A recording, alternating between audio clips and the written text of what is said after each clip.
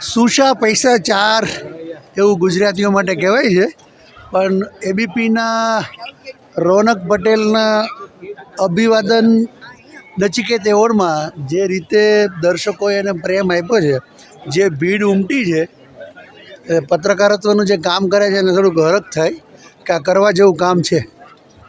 બહુ મોટી સંખ્યામાં બક્ષીબાબુમાં બનતું કે સેંકડો લોકો એકસાથે એમને મળવા જોવા માટે આવતા. મોટી સંખ્યામાં તો જે હોલ છે ચિક્કાર ભરાઈ ગયો. રોનકભાઈ સરસ બોલ્યા, રોજ સાંજે બોલતા હોય છે. વર્ષો સુધી દિવસો સુધી એમણે જે સખત મહેનત કરીને આજે એમ થયું છે કે કંઈક સંતોષ થયો છે. લોકોએ બહુ પ્રેમથી એમને સાંભળ્યા.